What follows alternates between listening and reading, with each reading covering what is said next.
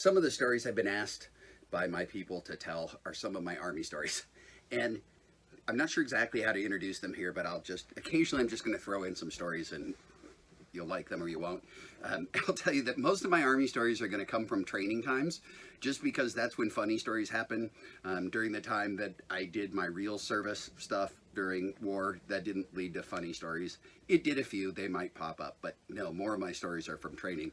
Basic training was an adventure. I was 27 years old when I went to basic training, so I was older than everybody else by a lot. I was 10 years older, fully 10 years older than the next oldest guy in my training unit when I was at Fort Knox, Kentucky. and so some of what I could do with my extra brain space there was observing the people around me, and there were lots of funny observations.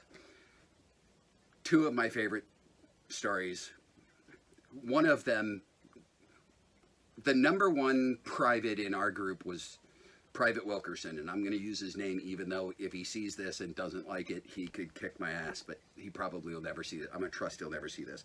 But Private Wilkerson was, he was a football player of some sort. I think he was a running back or something, and he looked like it. He was in brilliant shape.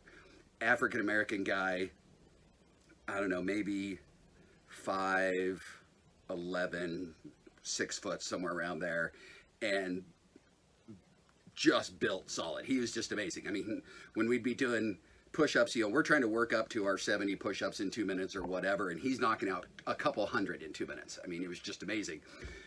And so, we all have our eyes on him because Private Wilkerson is way ahead of us in physical stuff, and there's so much physical stuff going on that he just kind of becomes this natural leader guy. But he was just like the rest of us. And one of the ones was Private Wilkerson did a lot of push-ups. He did more push-ups than everybody else. He didn't need them, but he did more than everybody else. And that's because in the middle of the night, we would hear Private Wilkerson down in his bay, 1 drill sergeant, 2 drill sergeant, 3 drill sergeant, totally sound asleep.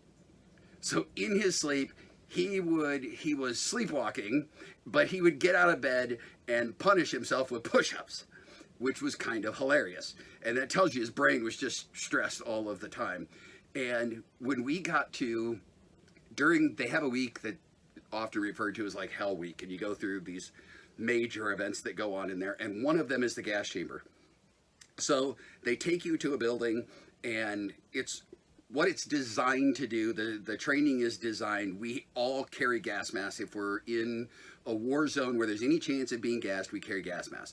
One of the things the Army found back throughout history was that there were people who had gas masks who died during gas attacks because they didn't use the gas mask because they didn't believe it worked. They thought it was just to make them feel better or something. And so one of the things in the training was to show us the gas mask work. And so the way they do that is by having us train with our gas mask in a room filled with CS gas, tear gas. And so it's very intense. You think about how tear gas is outside. We're in a small building and they're gassing the room. And so the process is you walk into the room and you stand on a designated spot on the floor, and then you go through a series of things, and you walk in with your mask on, and then they make you take your mask off. And the reason you take your mask off is so that you can see it's not just smoke in the room. You feel the effects of the gas, and then you have to put your mask back on and clear it, and then they eventually let you go outside. So, and very clearly as you come in, there is an indoor and there is an outdoor. And we come in and our group gets shuffled in and we're standing there and I hear this huge crash off to my right. And that was apparently Private Wilkerson's gas mask was not sealed well to his face, and he started feeling the effects of the gas and completely freaking panicked. And when he did, he tried to leave the room at full run, except he tried to do it through the indoor. So he just plowed into the outdoor and is left sprawled out on the floor. And and you hear somebody open the door or see somebody open the door, and they just grab him by a foot and yank him outside. So he just disappears on his back outside, and we finish the rest of it and get out.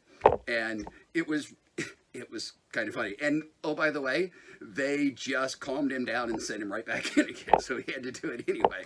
But there's something to be said for watching the best of us do things that made us all feel better.